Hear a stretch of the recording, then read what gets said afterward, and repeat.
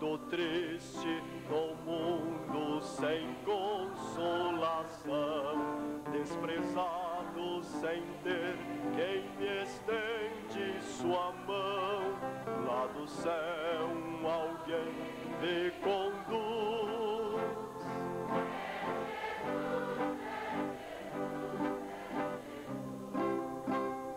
Quando fraco me encontro sem forças até, o inimigo procura roubar minha fé. Sobre mim vem do céu uma luz. É Jesus, é Jesus, é Jesus. Quando triste o mundo sem consolação, desprezado sem ter quem me estende sua mão, lá do céu alguém me conduz. É Jesus, é Jesus, é Jesus. Quando fraco me encontro sem forças até, o inimigo procura roubar minha fé. Sobre mim vem do céu uma luz. É Jesus, é Jesus, é Jesus. Amém.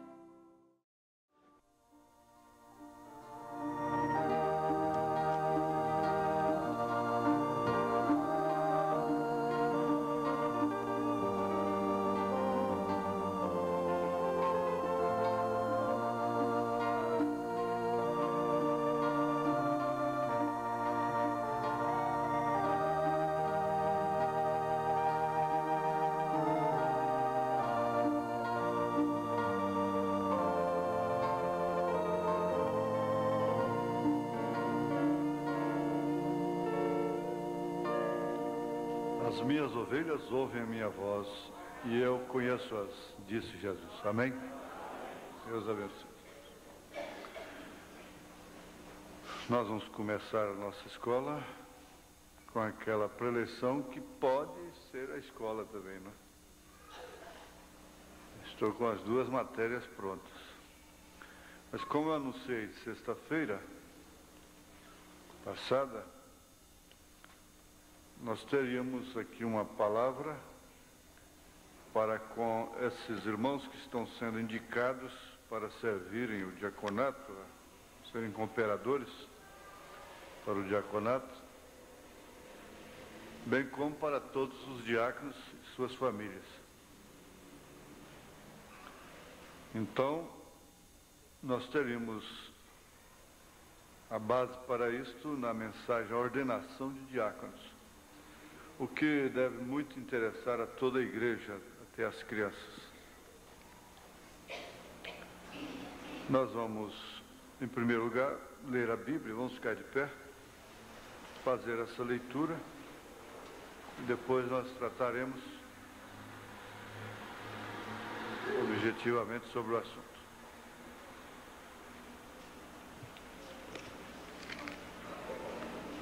São João 10, 26 ao 30.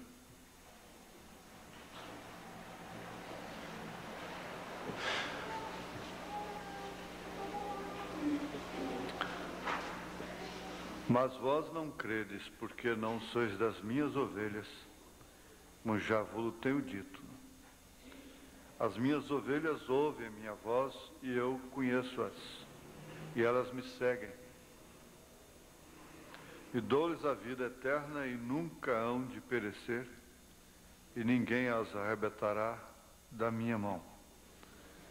Meu Pai, que mas deu, é maior do que todos, e ninguém pode arrebatá-las da mão de meu Pai. Eu e o Pai somos um. Te damos graças, ó Pai, por esta grande declaração, esta grande afirmação, este documento tão grande que nós temos acerca da segurança das nossas almas, do nosso destino eterno. Ninguém pode arrebatar-nos das tuas mãos, uma vez que somos ovelhas do Senhor. Pelo que muito agradecemos, ó Pai. Sabemos que somos ingratos, não sabemos dar graças por isso. Nós estamos sempre queixosos, sempre culpando alguém, sempre lamentando, mas se bem pensássemos, nós viveríamos dando graças, graças, graças. Aleluia, aleluia, aleluia, aleluia. Glória a Deus, aleluia. Nós te pedimos que o Senhor venha dirigir esta reunião, determinar todas essas direções, pelo teu nome, pela tua graça, em nome de Jesus Cristo. Amém. Assentai-vos.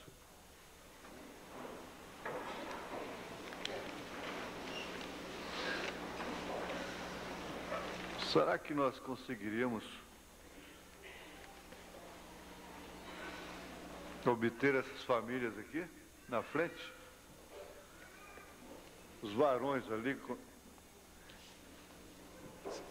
ofereceriam a esses 3 primeiros brancos aí voluntariamente? Seria o caso do irmão Juraci Cassiano, família, Evangelista Garcês Pimenta, família, Sair Pereira da Silva, família, Márcio Pereira Neves, família, Antônio Rosa, família, Francisco Pinheiro de Oliveira, família, Enoque Xavier Rocha, família, Djalma Pereira da Silva, família, Valdir Gonçalves Montes, família. É possível? Muito obrigado a vocês. Depois eles voltam para os seus lugares, vocês tornam a se assentar. Se o nosso tempo não ficar só com essa parte, né? A escola toda. A gente está num tempo de trazer as coisas arrumadas, em ordem, mas deixar que Deus tome conta. Ele pode pegar e ficar somente numa linha, não é?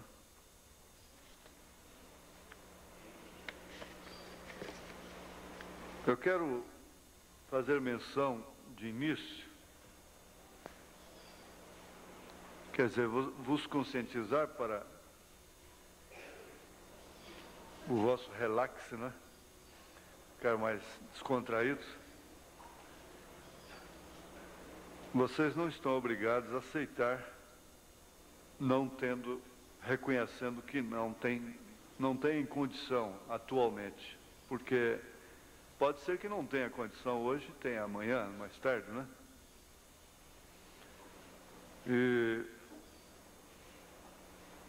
Ou às vezes tem todas as condições, mas não tem um consentimento interno, mútuo,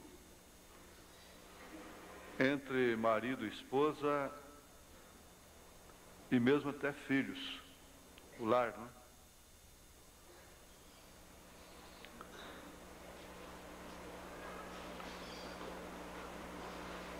Acho que vocês devem fazer uma reunião em casa e decidirem para depois darem a resposta. Mas quero dizer que vocês são pessoas bem observadas pelos irmãos, pela igreja, e cada um de vocês tem dois abonadores. Dois abonadores. É claro que, por mais que nos conheçamos, nós nunca conhecemos, é claro que porque existem limites no relacionamento, na amizade, não é? Então, dentro dos limites, estes irmãos que indicaram conhecem as vossas vidas, conforme o profeta ensina. Excedendo o limite, cabe a vocês mesmos autocriticarem, não é? Nós vamos ler aqui 1 Timóteo, capítulo 3, podem ficar sentados mesmo, que já como parte de estudo, o que se refere a diáconos. Eu tenho dito que nós estamos vivendo a hora do alto desafio, foi aquela mensagem domingo passado, né? Não para relaxar as coisas, mas nós sabemos que ao pé da letra ninguém pode ser diácono, nessa hora que estamos vivendo. Porque o diácono não pode ter uma filha insubmissa, um filho insubmisso, desordenado, ao pé da letra, bem como o pastor. Ao pé da letra, ninguém pode ser pastor também. Se algum deles na terra, não é no Brasil, na terra toda, bate no peito dizendo, eu preencho isso aí, eu já tenho minhas dúvidas sobre isso aí, não é? Mas nós temos uma porção, uma série de referências, muitas referências que podem ser estudadas em casa como adoção, 4º volume, parágrafo 89 ao 112, paradoxo 138, perguntas e respostas número 1, parágrafo 36, Hebreus, capítulo 3, verso 2, Josué 24, verso 15, Tito, capítulo 1, de 5 a 9, 2 Timóteo 2, 15, 2 Timóteo 1, 3, véu adentro, 180, Atos dos Apóstolos, capítulo 6, adoção, 3º volume, parágrafo 76, Atos 15, 26, 2 Timóteo 1, 9, 2 Crônicas 13, 9, 1 Reis 13, 23 ou 33, Cristianismo versus idolatria, parágrafo 95, reticência em diante, né? Perguntas e respostas,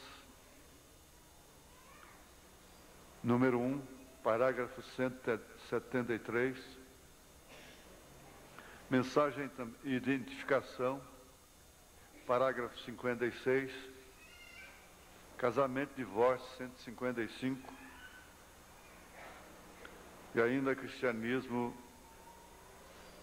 versus idolatria, 132, e ainda temos mais, teríamos muitas outras. Agora eu peço que toda a igreja, todos os irmãos se sintam responsabilizados para esta hora.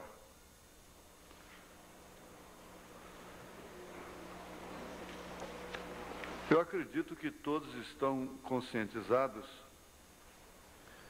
sobre o que é ser vencedor.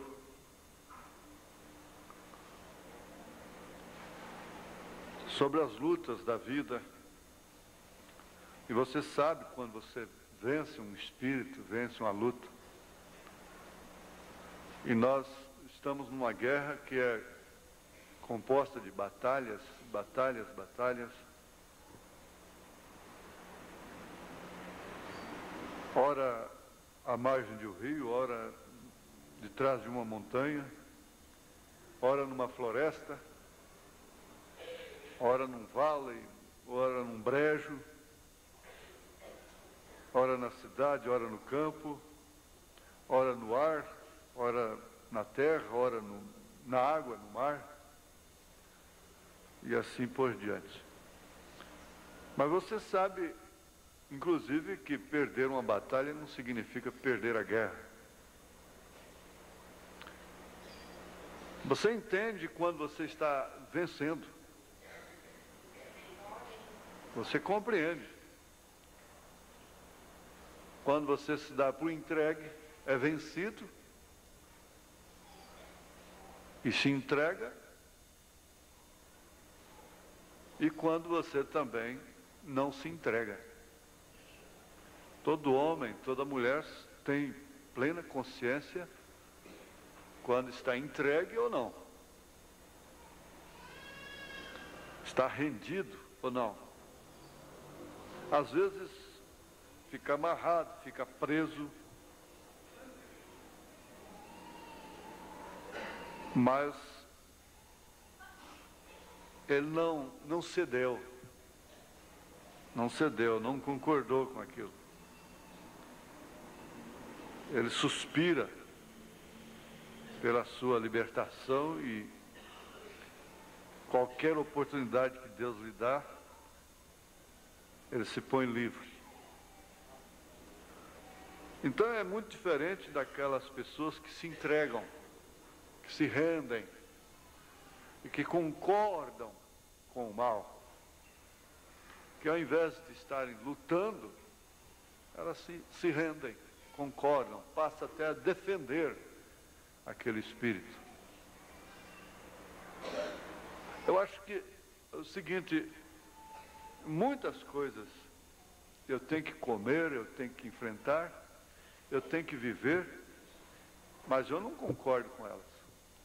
E não prego defendendo-as, torcendo, adaptando a Bíblia, a mensagem, aquilo, para me enquadrar, porque é o que tem feito o mundo está perdido exatamente por causa disso.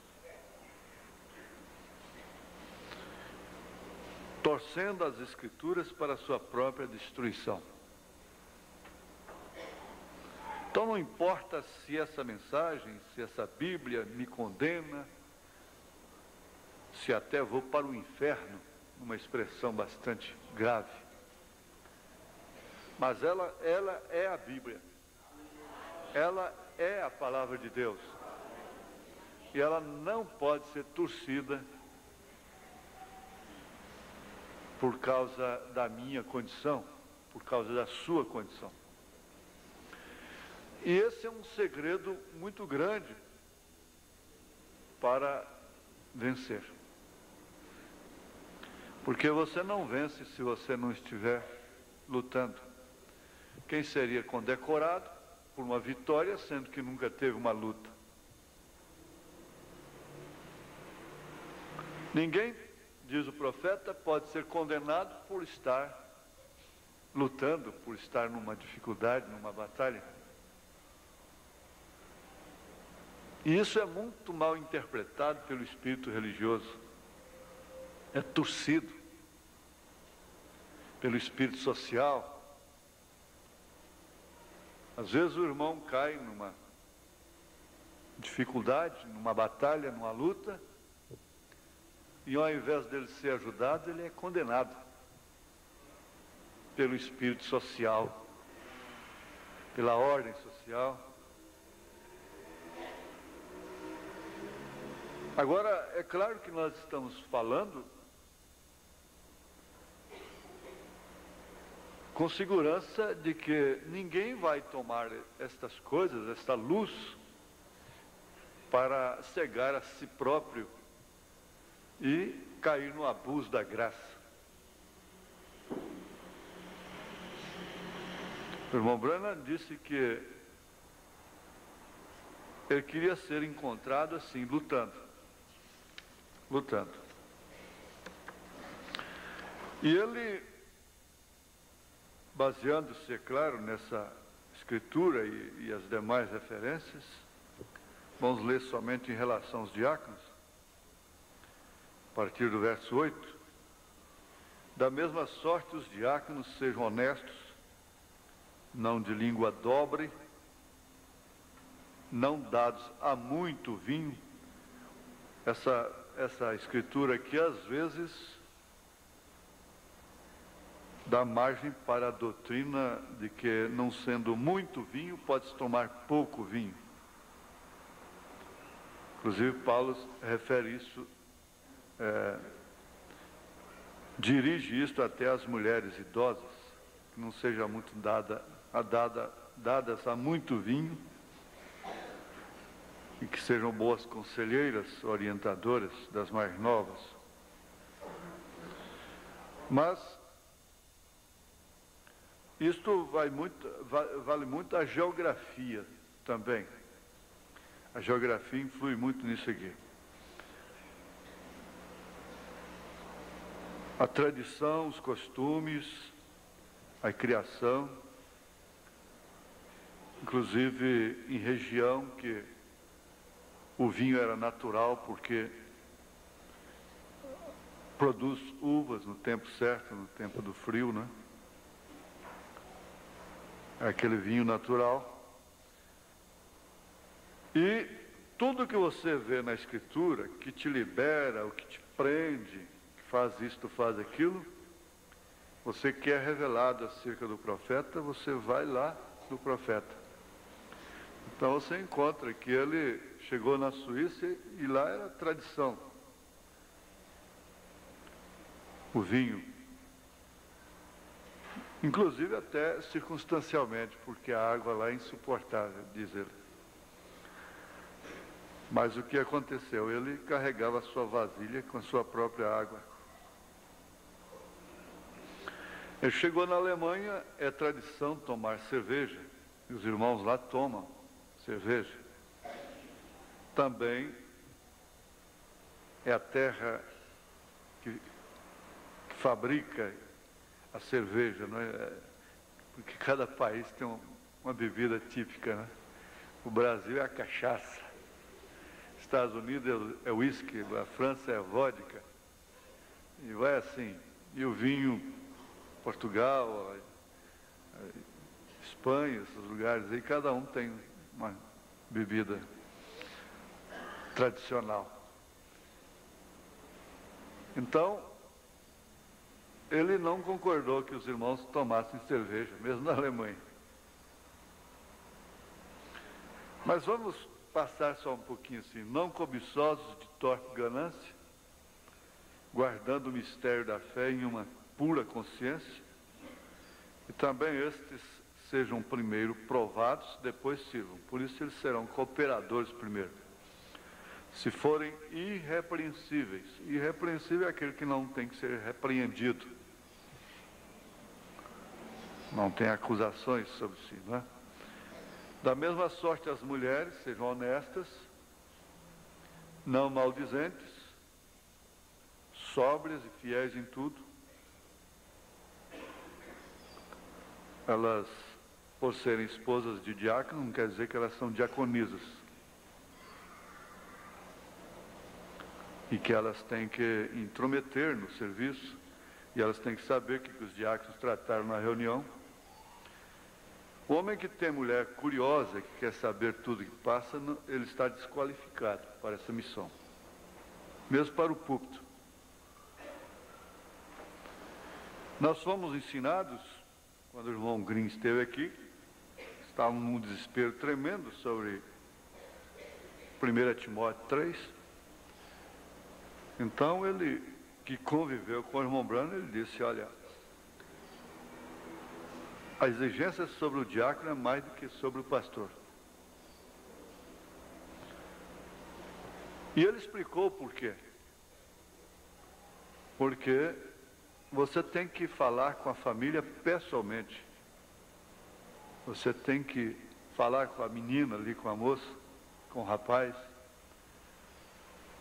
pessoalmente. Essa questão de chamar a atenção aqui do púlpito é erro meu, estou errado. Porque eu comecei como diácono, administrador e tesoureiro, era tudo na obra, e carrego essa bagagem às vezes, né? Como chamar a atenção das moças e coisas assim, dos rapazes aqui do púlpito. Mas às vezes é justamente porque os diáconos ficam mais ligados à mensagem aqui com os olhos do que as próprias pessoas, né? Eles têm que me poupar disso, porque o certo é eles. Eles têm que ver quando a pessoa está sentada lá fora no rumo da porta e conversando e brincando com criança, que está prejudicando a mensagem cá no púlpito e prejudicando aqueles que estão ao redor, que às vezes tira o pão da boca para pagar uma passagem, para vir num culto, e depois aquela moça, aquele rapaz, aquela irmã, aquele irmão, seja quem for, visitante, não está nem ligando para isso, fica ali perturbando, desviando a atenção, brincando com a criancinha que está na frente, com os dentinhos nascendo, caducando com criança dentro do santuário na hora da pregação, essa coiseira toda. Então, o diácono, eles são instruídos particularmente, se reúnem, como tratar, nesse caso, a educação, o relacionamento público. O pastor Elias sempre é um elo entre o púlpito, entre a igreja e os diáconos.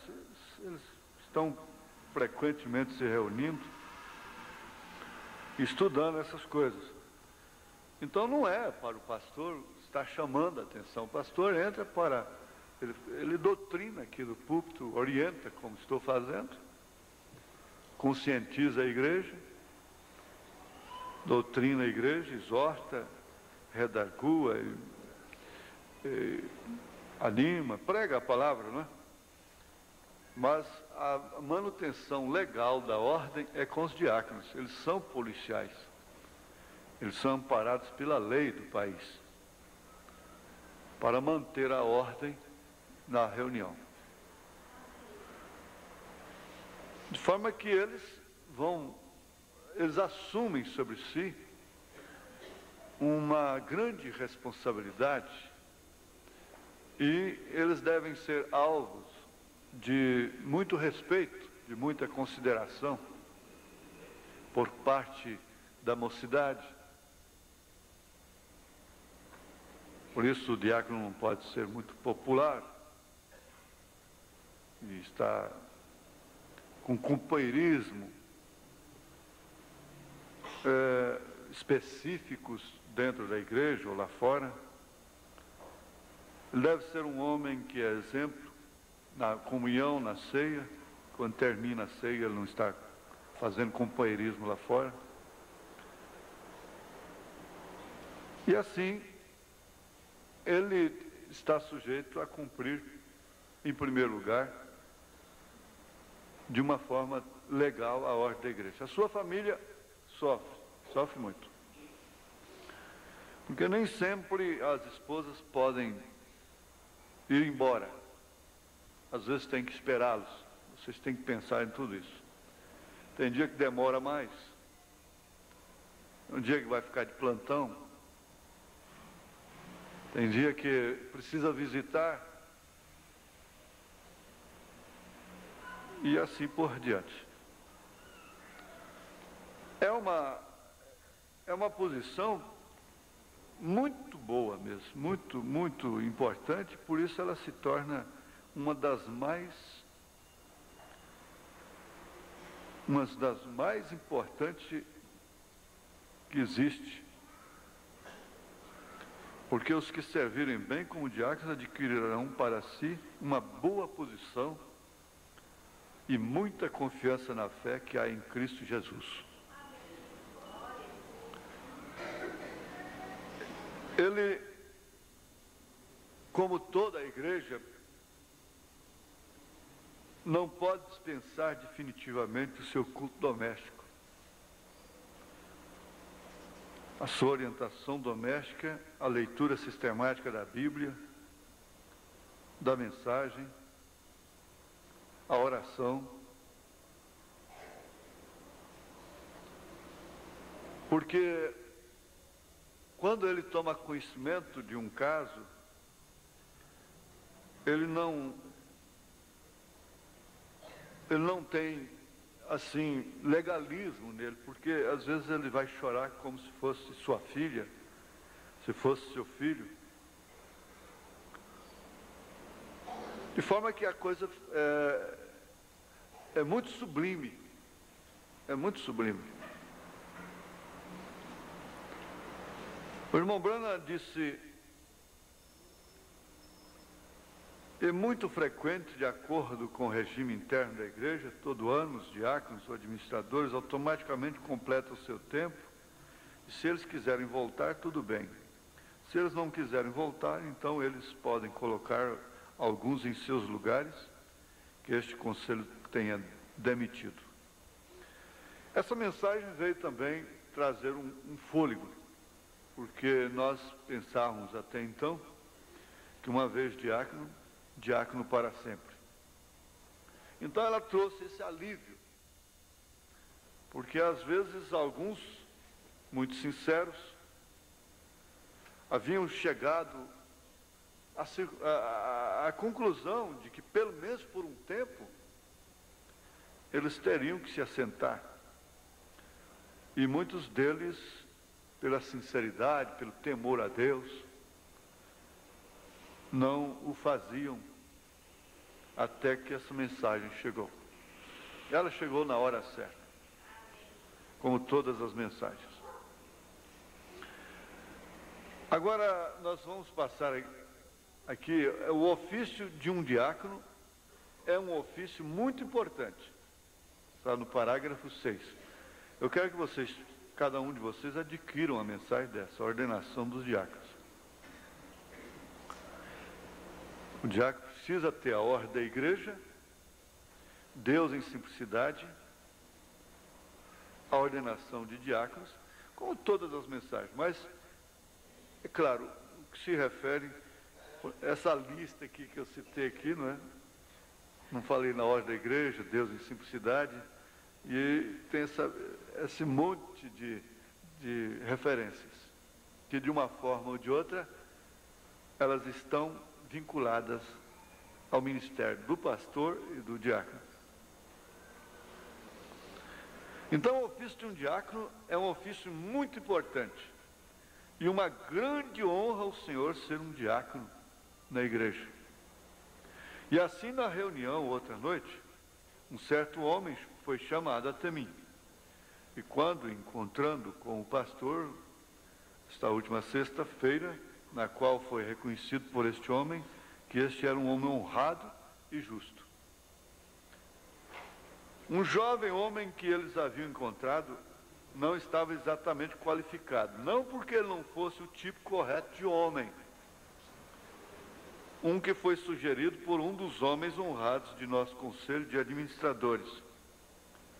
Mas assim que o pastor e eu nos reunimos, e eu perguntei a idade do jovem homem, ele iniciava seus 20, honrável, justo, e um homem real, mas descobrimos que ele era um homem solteiro. A Bíblia requer que um diácono seja um homem casado. Ele deve ser marido de uma mulher. E então o outro homem, que era um homem muito honrado, muito qualificado para o serviço, e seria um homem leal, como o irmão o sugeriu. Então, após investigar o caso, pois o irmão tinha acabado de entrar recentemente para esta fé, sua esposa não crê nisto, na mensagem. Então aquilo desqualificou o homem no ofício. Eles devem também estar na fé, elas, porque isso seria um conflito.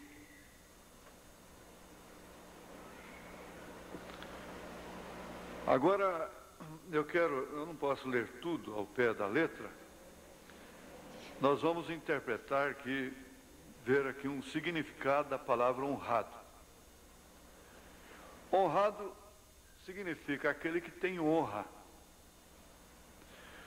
E a honra significa, por sua vez, exatamente honestidade, dignidade, probo, que quer dizer de caráter íntegro. É um homem que tem força para vencer propinas, ofertas, para rejeitar conveniências em todos os aspectos. Ele rejeita mesmo coisas lícitas, porque o seu coração sempre consulta a Deus. Ele não se deixa levar por influência, porque o outro diácono, porque os diáconos de outra igreja fazem isto, fazem aquilo. Ele cria dentro das Escrituras, pela revelação divina, a regra de sua fé e o princípio de sua criação. Ele, por sua vez, goza do privilégio de ser tratado com honra e respeito dentro do seu lar e por onde quer que anda. Ele é respeitado, ele é venerado. A sua esposa é realmente uma disjuntora. Ela é compreensiva, ela não é paloureira, conversateira, maldizente, curiosa. E tudo isso é honra que ela dedica ao marido. Ela vai prendando aquele homem. Os filhos prendam o pai de honra. Ele começa a ser honrado dentro de casa. Ele é casto. O casto não quer dizer propriamente castrado, não é isso. Não é eunuco. Por isso ele tem que ser casado. O casto é aquele que se abstém de relações sexuais ilegítimas ou imorais. Porque não é só as ilegítimas, mas também existem as imorais. Ele é puro, inocente e imaculado, sem mescla. Ele é puro, ele é virtuoso, ele tem virtudes. A honra que ele recebe é por mérito. Encontra ressonância na sua vida, no seu caráter. Ela não é imposta. A sua família não tem propriamente medo dele, mas sim respeito por ele. Como todos os filhos não devem ter medo de seus pais, mas sim respeito pelos seus pais. Ele é justo, e esse justo significa ser imparcial, reto, que age com graça quando vê do outro lado realmente arrependimento, desejo daquela pessoa se consertar. Aqui no parágrafo 18, o irmão Branham fala sobre a justiça, e foi também pedido que o genro do irmão Mike Egan, irmão Bob Bernard, foi escolhido pelo conselho e pelo pastor para aceitar o ofício de tesoureiro deste dito tabernáculo, o qual é um serviço honrável e requer justiça e honra. Isso não quer dizer que se refere somente ao diácono, também aos administradores, ao tesoureiro, o qual é um serviço honrável e requer justiça e honra. Aí então ele volta a fazer a citação dessa escritura: da mesma sorte os diáconos sejam honestos, não de língua dobre, não dados a muito vinho, não cobiçosos de torpe ganância, guardando o mistério da fé em pura consciência, e também estes sejam primeiro provados, depois sirvam, se forem irrepreensíveis. Da mesma sorte as mulheres sejam honestas, não maldizentes, sóbrias e fiéis em tudo. Os diáconos sejam maridos de uma mulher e governem bem a seus filhos e suas próprias casas. Porque os que servirem bem como diáconos adquirirão para si uma boa posição e muita confiança na fé que há em Cristo Jesus. Aí ele diz, eu perguntaria nesta hora a esses irmãos que foram chamados se eles andariam aqui para a plataforma por um momento, e enquanto curvamos nossas cabeças por um momento para a oração. Mas isso aqui nós vamos deixar, nós não vamos fazer isso aqui hoje. O pastor Elias é muito criterioso nessa parte, ele está tendo reuniões aí frequentes, inclusive com os evangelistas. Bom seria que vocês tivessem mais reuniões.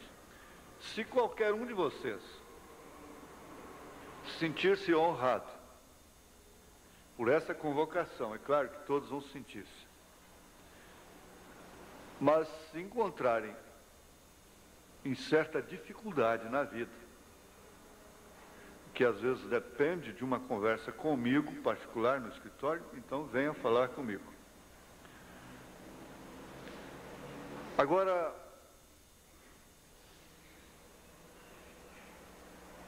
coisas normais, naturais, vocês acertem com o irmão Elias, com o pastor Elias, e ele vai me oferecer depois a relação daqueles que realmente aceitaram. Eu pediria que vocês adquirissem, eles próprios podem ajudar, a ordenação de diáconos, a mensagem que vocês devem ter, porque ela faz parte dos 7 selos. Ela começa com Deus em simplicidade, é o primeiro volume. E ali você vai até certo ponto, certo? E você vai ver ali a consagração, reconsagração do santuário, e aí você, com a família, toma mais noção da função, do porquê da ordem da igreja. E a mensagem, a ordem da igreja, ela está composta de deveres de administradores, diácono, pastor, mas você então estuda destacando, distinguindo ali, sublinhando os deveres dos diáconos. E aí, quem sabe, domingo próximo a gente já tem a indicação oficial. Eu não sei, se fosse hoje à noite seria melhor, porque nós não podemos apressar pela necessidade, né? Fazer isso aí. Mas eles estão precisando de cooperadores e nós devíamos ter feito isso já há muito tempo. O irmão Valdir já foi chamado uma vez, e essa é a segunda vez que ele está sendo chamado.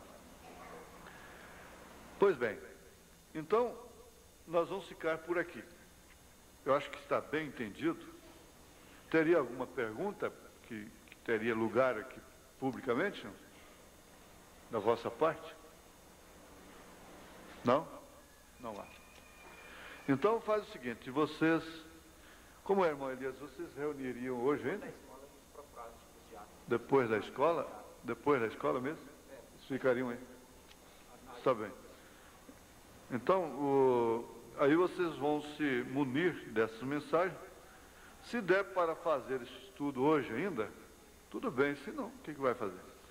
Eu fico aguardando essa relação, se tiver algum problema de ordem maior, como o profeta disse, então você já fica depois da escola e vem no escritório falar comigo, que talvez você possa se esbarrar por causa de uma coisa que eu possa te ajudar mais, né? A sair disso aí. Então, fica assim, vocês peguem as mensagens com eles agora depois da escola, e eu vou aguardar se você me entregar a lista hoje. Bem, se não, porque eu tenho que ter mais 8 dias, aí eu apresento para a igreja, depois vamos ver se a igreja teria no mínimo 8 dias para opinar pró ou contra.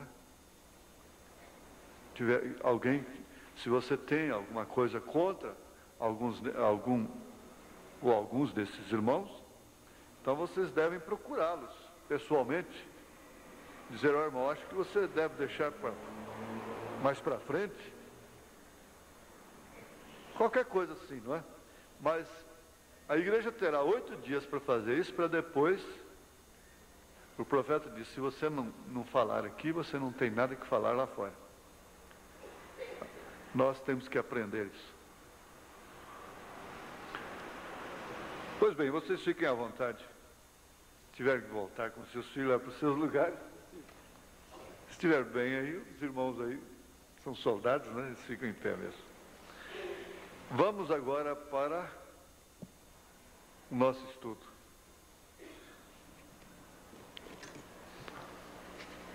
Eu quero dizer para vocês, muito embora não haja esse costume, mas é sempre bom.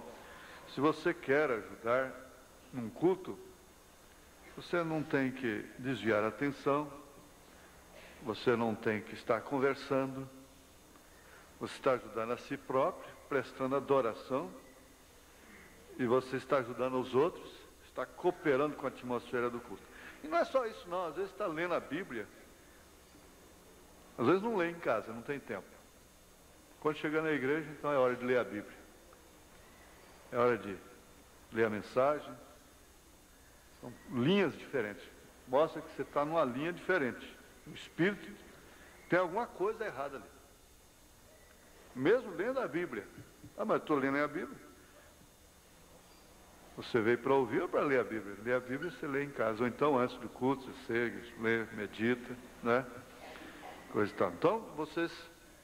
eu tenho muito que agradecer, mas as crianças, às vezes está com o inário na mão, então não é hora de estar lendo hino, porque, como o profeta diz, você está fazendo uma outra linha naquela hora.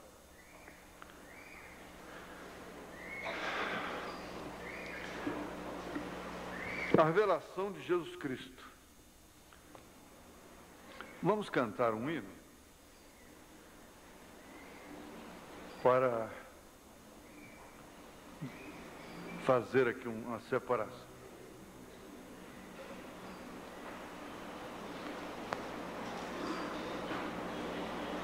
Esse 69, mas eu quero que vocês liderem o hino. Eu não estou podendo muito cantar, não. Tem que ser vocês mesmos. Mas vocês mesmos liderem o hino, a igreja. Esse 69.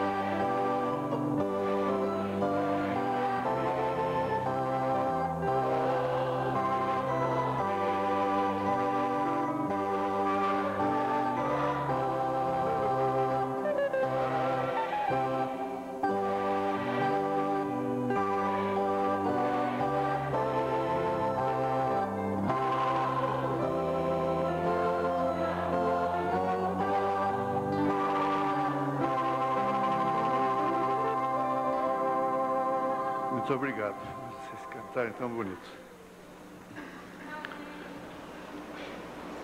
Eu tenho uma senhora, uma irmã, ela me telefonou assim, até um tanto desesperada, porque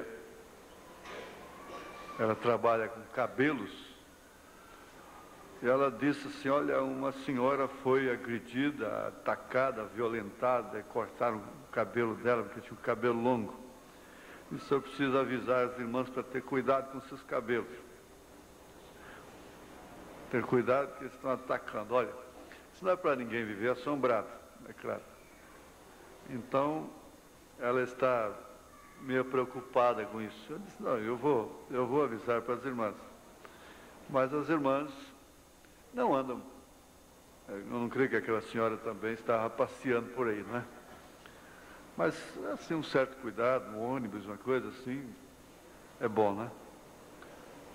E uma moça que parece oferecer, se não me engano, 1,5 milhão pelo cabelo dela num ponto de ônibus. Isso quer dizer que já estavam namorando o cabelo dela, né?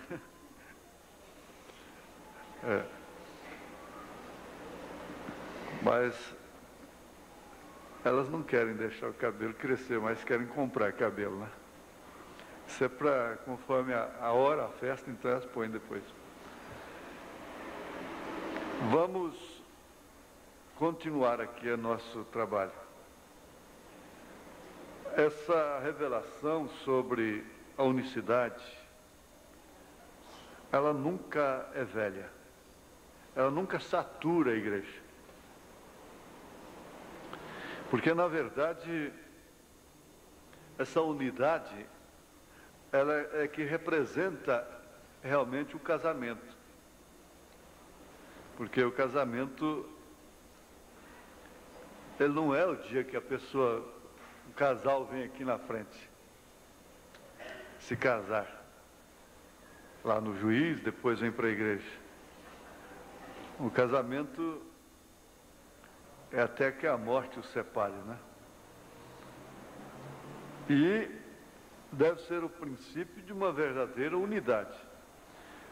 Paulo diz que assim é Cristo e a igreja. O irmão Brana, ele nunca descuidou dessa parte, muito embora ele não ficasse naquela linha constantemente, fazendo da igreja só unicistas, como existem os unicistas. O irmão Brana não fez unicistas apenas. A mensagem dele é muito mais rica. Ela prossegue, ela preenche. Como foi constatado que a mensagem de Billy Graham esvazia. Ele disse, eu venho aqui e ganho 30 mil almas. As pessoas vão ao altar chorando, se esvaziam, a casa fica vazia, limpa. Mas ela não preenche. Aí ele disse, eu volto daí um ano, não tem nem 30. Isso quer dizer que a casa não foi preenchida. Jesus que disse que não sendo preenchida, o último estado vai ser pior depois. Sendo assim, nós temos de entender que o alicerce é indispensável. Mas ninguém pode dizer, olha, eu tenho uma bela casa, um belo edifício, e mostrar aquilo, sendo que tem apenas os alicerces. E ninguém poderia ter uma boa casa, uma bela casa, um belo edifício, sem alicerces. Aquilo ruiria. Iria por terra, matariam as pessoas. Uma hora lá cai. E nós lembramos sobre a estátua de Nabucodonosor, e ela começa por ser terrena. Ela começa de cima para baixo. O ouro, que deveria ser o mais importante, está na cabeça. Depois vem a prata. O ouro foi o reino babilônico, a prata foi o Medo-Persa, o bronze foi o grego E embaixo, os pés de ferro e barro, foi o reino romano, que permanece até hoje. Veja só, os pés ficaram mais fracos, de menos valor. No entanto, constata-se que os pés é que sustentam o corpo. Guarda os seus pés, e os pés têm muitos significados.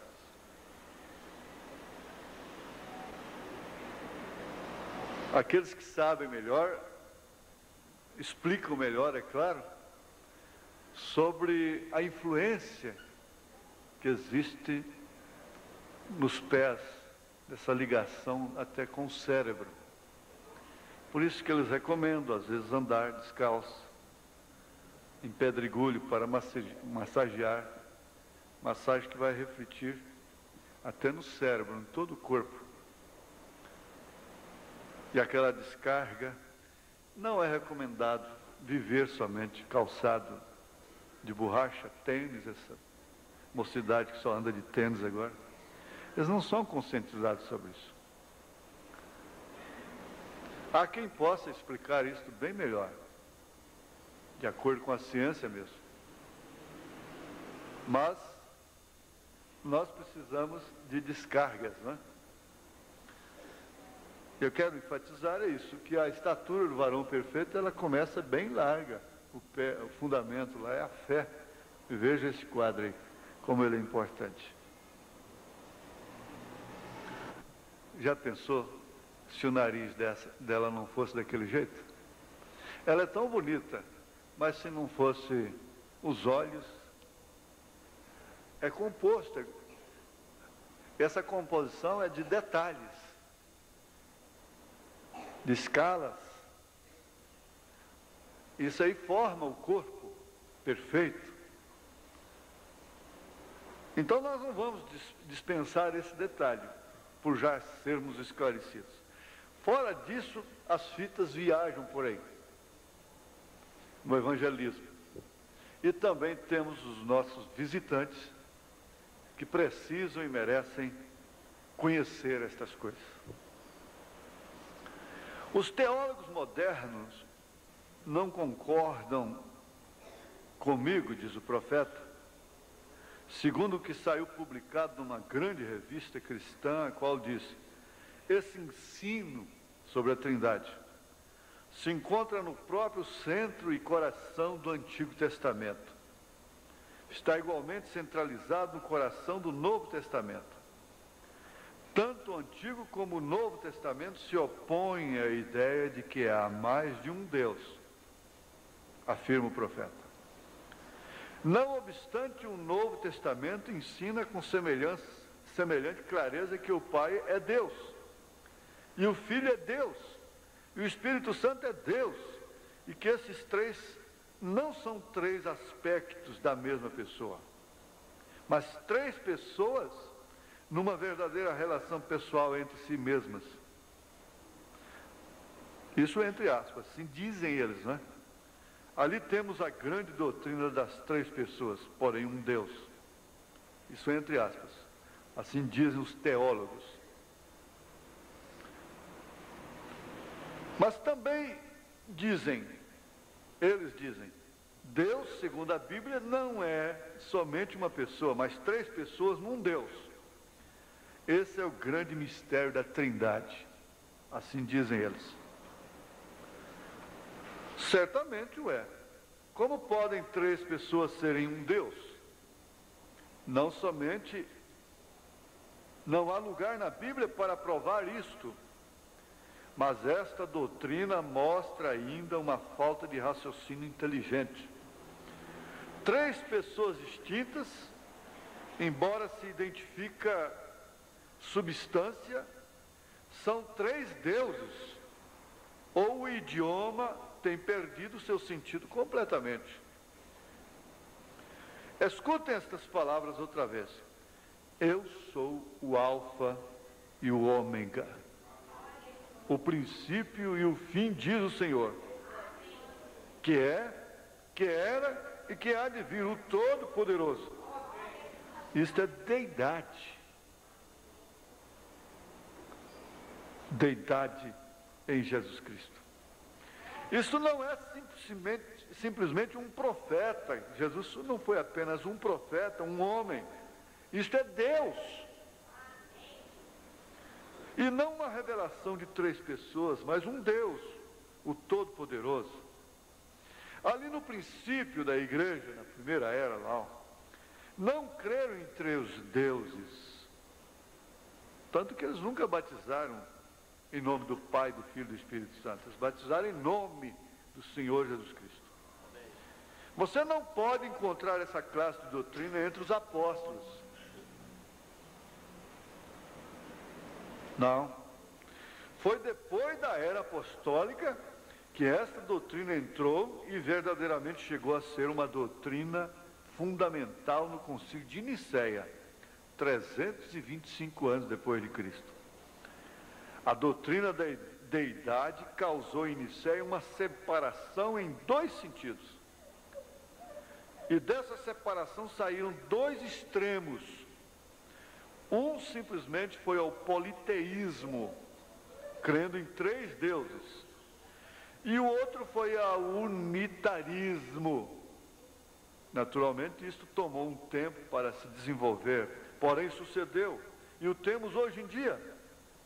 Porém, a revelação através de João foi dada pelo Espírito às igrejas.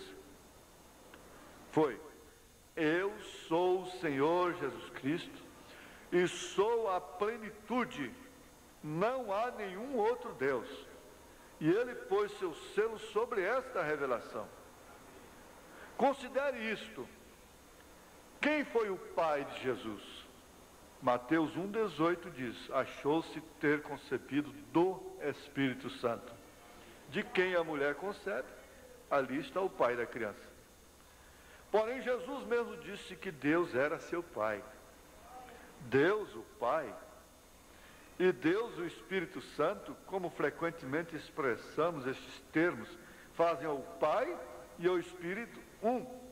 E em verdade são um. De outra maneira, Deus teve 2 pais. Eu digo, Jesus teve 2 pais. O Espírito Santo, depois Deus. Ora, Deus é Espírito e só pode ser Santo. Porém, note que Jesus disse que ele e seu Pai eram um, não 2. Isso produz um Deus. Desde que isto seja histórica e escrituristicamente verdade, o povo pergunta de onde vieram os 3. Foi uma doutrina fundamental no Concílio de Nicéia no ano 325 AD, esta trindade, uma palavra absolutamente inescriturística, foi baseada sobre os muitos deuses de Roma. Eles sempre gostam da pluralidade e depois unitarizam. Eles comemoram o dia de todos os santos, para a nação, para as fábricas, dão um prejuízo de bilhões de cruzeiros para a nação. Aí depois cada dia tem o dia de um santo de novo, até chegar na Aparecida, a padroeira. Não já teve o dia de todos os santos? Não já deu prejuízo do dia dos todos os santos? Não já parou na sexta-feira da paixão, porque depois tem Corpus Christi. Parar a nação de novo, todinha de novo.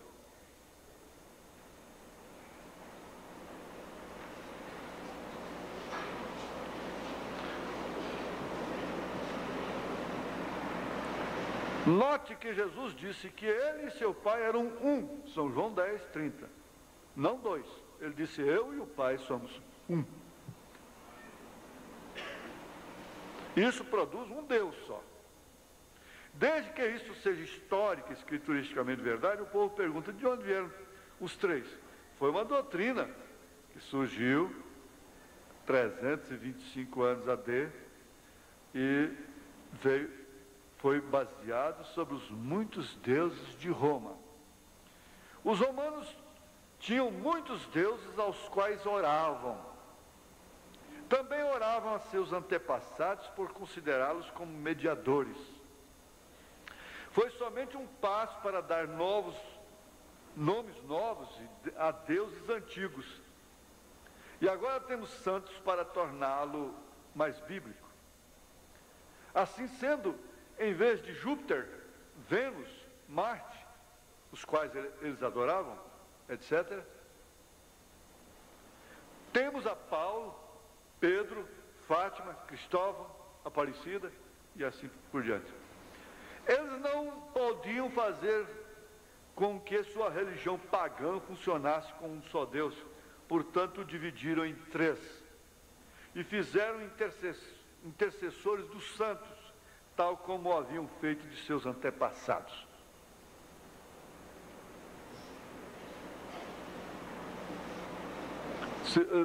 Para falar a verdade, desde que estavam cegos, os assim chamados pagãos, considerados exclusivamente pagãos, não é? Que não eram desse cristianismo, entre aspas, eles tinham ligações com os planetas, com os astros, os quais exercem realmente influência sobre a Terra e até sobre a vida humana. E nós sabemos que as estrelas e os astros do cinema, de Hollywood, lá de Paris, lá do trono de Satanás aqui do Brasil, lá do Rio de Janeiro, essas estrelas exercem influência sobre as mulheres, sobre os homens. Elas agora estão até fazendo propaganda de veneno que comem. Goiabada, marmelada, extrato de tomate, ketchup. O ketchup.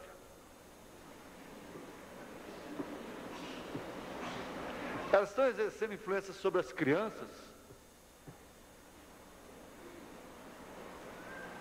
Influência sobre os homens. A influência dessas estrelas, destes astros, é que põe as mulheres nuas na rua, pintadas.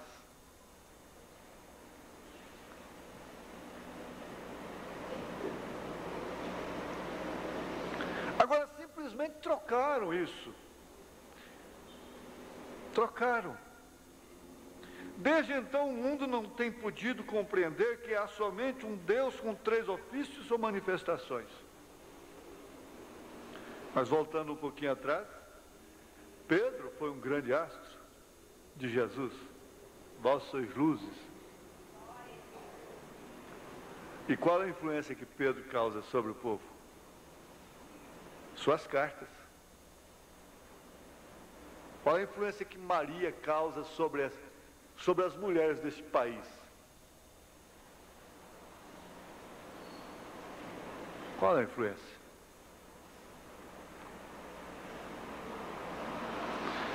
Maria foi uma mulher que temeu a Deus, que guardou as coisas de Deus no seu coração e que esperou a promessa lá no Pentecostes. E que disse para aqueles que a procuraram nas bodas, lá em São João 2, ela disse assim: fazei tudo que ele disser, tudo que ele mandar. É um mandamento de Maria. Agora, Ave Maria cheia de graça, rogai por nós, pecadores, agora e na hora da nossa morte. Amém. Maria não está rogando. Maria não está intercedendo por ninguém. Não, Maria não está intercedendo. Há só um mediador entre Deus e os homens, diz São Pedro, Jesus Cristo. Só um nome pelo qual devamos ser salvos. Jesus Cristo. E a própria Maria diz: fazei tudo o que eu vos disser. Talvez seja um dos menores mandamentos que tem no Novo Testamento. Mas você fizer cumprir o mandamento de Maria, a água vai ser transformada. Vai haver transformação mesmo. Então, sabem que há um Deus, segundo as Escrituras, mas eles procuram fazer a doutrina fantástica de que Deus é um como um cacho de uvas. 3 pessoas com a mesma divindade distribuída igualmente entre todos. Porém, aqui Apocalipse diz plenamente que é, o que era, o que há de vir. Ele é o alfa e o ômega, o que significa que ele é o A até o Z, ou melhor, o tudo. Ele é o Todo-Poderoso, ele é a rosa de Saron, o lírio dos vales, a estrela resplandecente da manhã, a videira verdadeira, o Pai, o Filho, o Espírito Santo. Ele é Deus Todo-Poderoso, o único Deus. Deus pode ser Pai, Filho e Espírito Santo ao mesmo tempo, em 3 ofícios, 3 manifestações. Ele pode estar no céu, encher toda a terra, se manifestar em forma corpórea de uma pomba e descer sobre seu filho, porque ele próprio nasceu de mulher, por isso é filho. Não há um filho eterno. Não há uma mãe de Deus. Maria, mãe de Deus. E quem é o pai de Deus, então? 1 Timóteo 3,16 diz: e sem dúvida alguma grande é o mistério da piedade. Aquele que se manifestou em carne, foi justificado em espírito, visto dos anjos, pregado aos gentios, crido no mundo e recebido acima na glória. É mais do que bonito. É fundamental. É importante. Esse versículo aqui parece que Paulo estava cheio, o coração dele estava assim, transbordando de revelação. Paulo vivia tão seguro de que Jesus Cristo era o Senhor, que quando ele caiu, começou por aí, quando ele caiu cego lá no caminho de Damasco, ele disse: quem és tu, Senhor? E um homem como o então Saulo de Tarso não chamaria ninguém de Senhor, a não ser Deus, Jeová. Começou ali a coisa. E agora o seu coração estava fervendo de revelação, transbordando. Você sabe que isso transborda? Transborda, isso contagia, isso influencia as filhinhas, os filhinhos, influencia o lar, cria atmosfera. E sem dúvida alguma grande é o mistério da piedade. Piedade. Aquele que se manifestou em carne, foi justificado em espírito, visto dos anjos, pregado aos gentios, crido no mundo e recebido acima na glória. Isto é o que diz a Bíblia. Aqui não diz nada de uma primeira, segunda ou terceira pessoa. Diz que Deus foi manifesto em carne. Um Deus. Aquele Deus foi manifesto em carne. Isso deveria pôr fim ao assunto.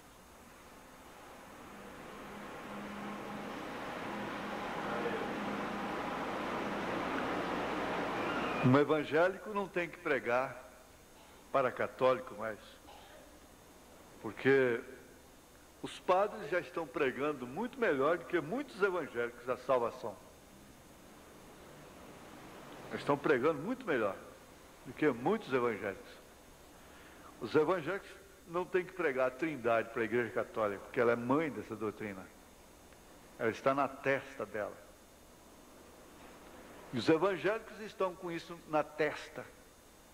E quando sai um documento, quando sai a identidade, já é a marca da besta. Os pentecostais são mestres para isso. É a marca da besta. Quando sai o CPF, o SIC, já agora é a marca da besta. Cada um vai ter seu número. É a marca da besta. E inventam tanta marca da besta, inventam tanto anticristo. Jogam o anticristo só sobre Hitler, Adolf Hitler, Mussolini, Stalin, e assim por diante. Esses é que são anticristo. Eles não sabem quem é o anticristo. Anti é contra. É contra Cristo.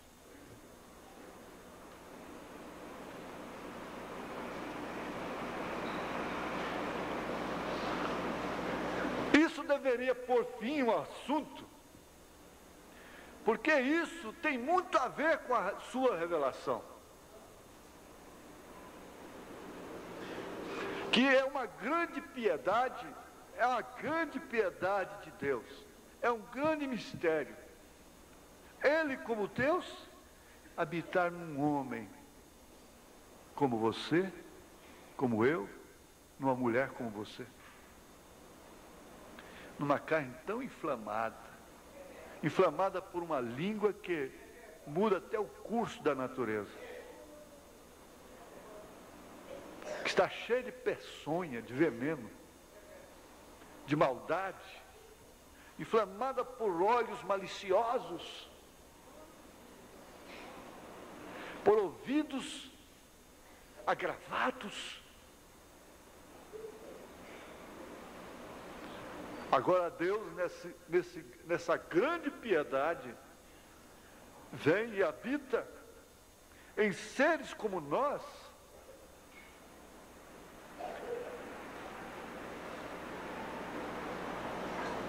isso é milhões de vezes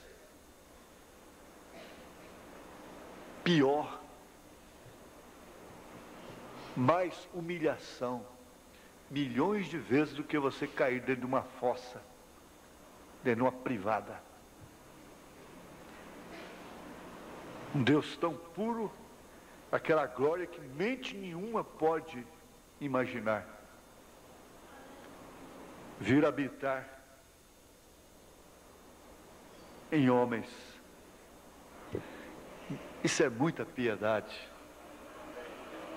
E isso deveria pôr fim ao assunto. Deus veio em forma humana. Isso não lhe fez outro Deus. Ele era Deus. Jesus Cristo era Jeová, nascido na manjedoura.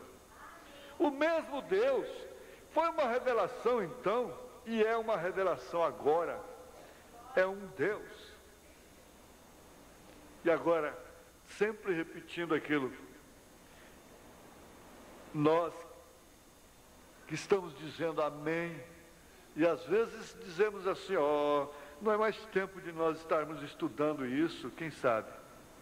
Poderíamos até pensar assim. Não precisa disso mais, né? Todo mundo já sabe. Não.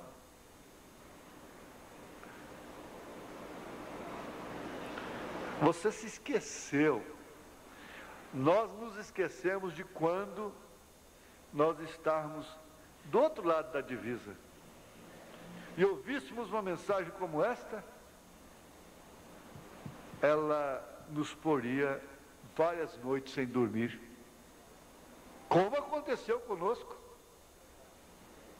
Então ela continua sendo a mesma coisa, é o mesmo mistério.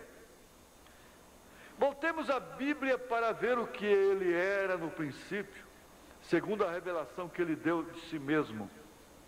o grande Jeová apareceu a Israel na coluna de fogo como um anjo do pacto. Ele voltou nessa coluna de fogo e guiou a Israel diariamente. No templo, ele anunciou sua vinda com uma grande nuvem. Então, um dia, ele foi manifestado num corpo nascido de uma virgem, o qual foi preparado para ele. O Deus que morou numa tenda de carne e viveu como um homem entre os homens, porém ele era o mesmo Deus. Ele sempre foi Deus. Ele sempre foi o Verbo. E no princípio era o Verbo. E o Verbo estava com Deus. E o Verbo era Deus.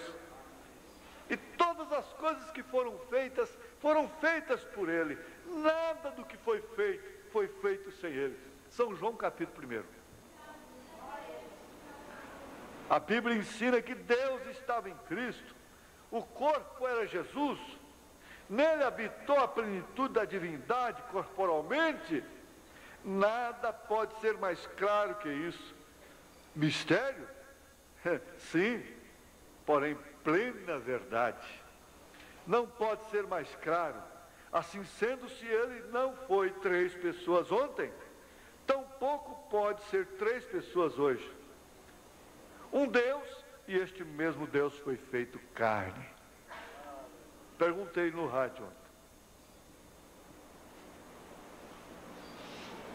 Naquele dia, os apóstolos perguntaram, 3.000 pessoas foram aos apóstolos, com seus corações compungidos, perguntaram: que faremos, varões e irmãos?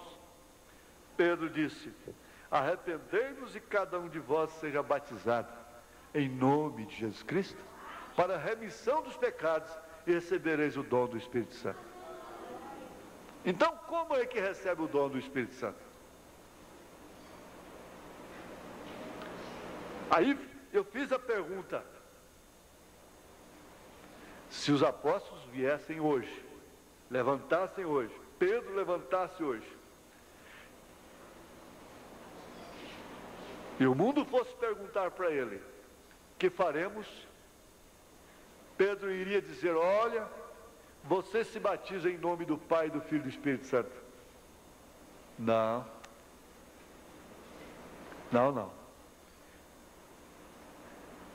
Olha, se você está me ouvindo na fita, se você está me ouvindo aqui agora pessoalmente, isso é um desafio para o reverendo, para o teólogo.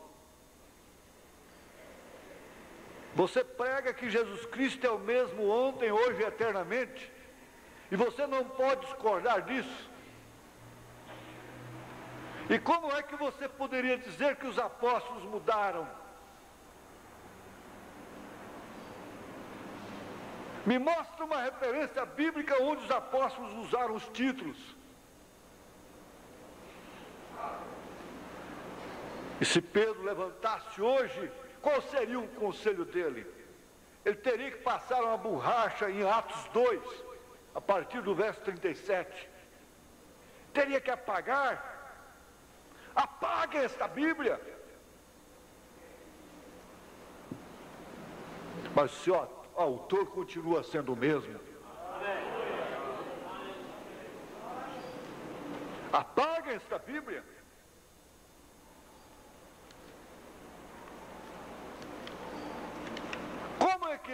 Como é que eles responderiam?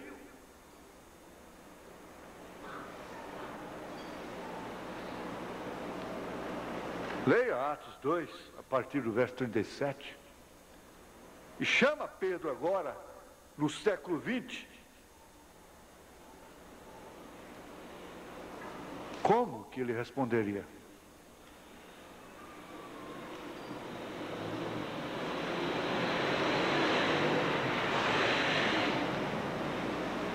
Jesus Cristo foi uma tenda. Não é de à toa que Abraão gostou de tenda, habitou em tendas. Jesus Cristo é aquele tabernáculo, o único lugar escolhido por Deus para fazer habitar o seu nome. Ele disse: manifestei o teu nome aos homens. aos homens.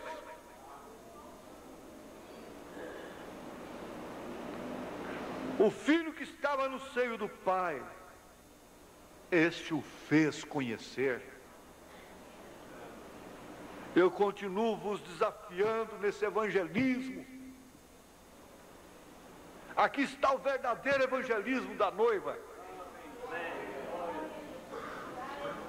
Quando vocês, evangélicos, pentecostais, denominacionais, chegarem lá em cima, vocês vão ter que procurar o Pai, o Filho e o Espírito Santo. Vocês vão ter que encontrar esses três deuses lá, esses três tronos distintos, essas três pessoas.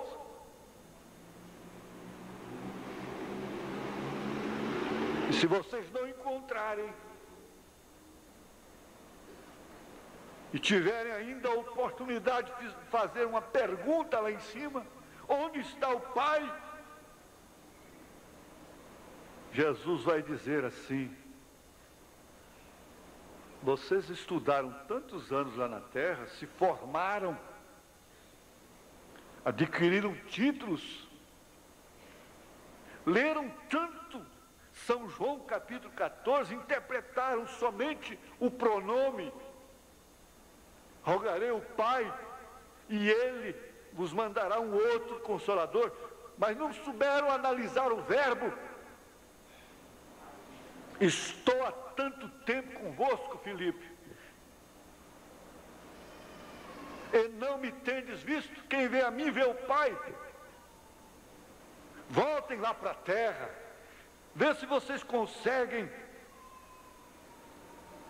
salvar aquele povo que vocês guiaram lá.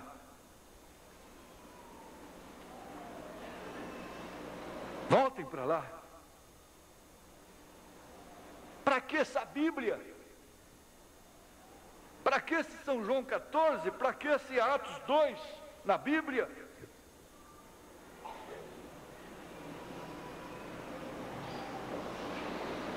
E todas as demais referências?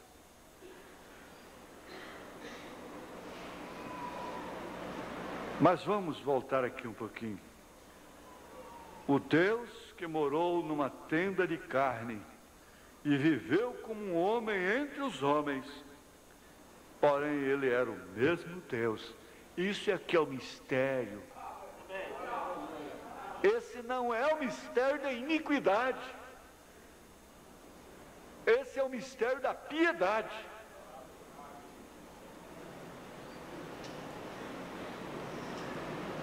Porque você é essa tenda hoje. Você é um lugar escolhido por Deus para fazer habitar o seu nome. Por isso, a igreja noiva recebe o nome do noivo no seu batismo.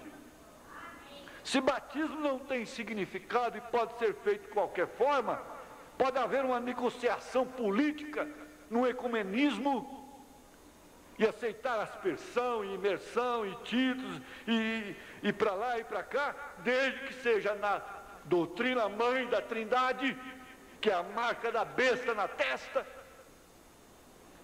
para o grande concílio ecumênico. Batismo tem importância, sim. Ah, mas batismo é rudimento. Sim. Você nunca pode aprender álgebra sem saber pelo menos o abecedário. Se não podeis as mínimas coisas, como podereis as máximas? Batismo, sim. Você diz a engatear não tem importância. Tem importância, sim. Dar os primeiros passozinhos. A viagem de 1000 quilômetros começa do quilômetro zero. A casa começa do fundamento, as paredes começam do primeiro tijolo. Tem que se colocar aquilo lá, porque senão está faltando. Se você tira 1 centavo de 1 milhão, não tem 1 milhão ali mais.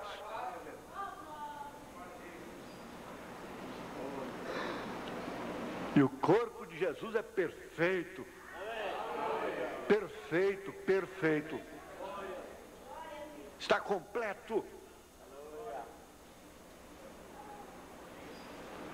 Irmãos, nós já passamos da hora. A preleção hoje foi mais longa um pouquinho. Vamos ficar de pé. Nós vamos encerrar o trabalho com o pastor Elias orando. E à tarde nós estaremos aqui, se Deus o permitir. Senhor nosso Deus, o Senhor tem feito esta operação maravilhosa nos nossos olhos. Podemos cantar, eu cego fui, mas hoje vejo já, sublime graça do Senhor. Podemos ver, Senhor, estas gloriosas maravilhas na Tua palavra, Senhor. Podemos ver também as Tuas promessas, Senhor, que o Senhor comprou para nós, Senhor. E nós estamos neste lugar de refúgio debaixo de Tua graça. E Ele nos oferece, Senhor, estas promessas, que o Senhor estaria conosco, Senhor, em todos os momentos, Senhor. Ó Deus, o Senhor tem uma mina de muitos tesouros, a fonte de todos os recursos. Senhor, ajuda a nossa fé, Senhor. Senhor, a Tua palavra que nos abençoa. Senhor, que o enfermo possa, Senhor, sair curado, Senhor. Cada um, Senhor, sair abençoado, Senhor. Pois é a Tua palavra que nos abençoa. É o Senhor que nos dá a bênção, Senhor. Nós agradecemos, Senhor, porque podemos cantar somente crer, somente crer. Cremos, Senhor, cremos nas Tuas maravilhas, nas Tuas promessas, no nome de Jesus Cristo. Amém, Senhor, amém. Cumprimente um outro dizendo, Deus te abençoe, volte para casa abençoado, crendo na palavra de Deus. Deus abençoe os irmãos, no nome de Jesus Cristo.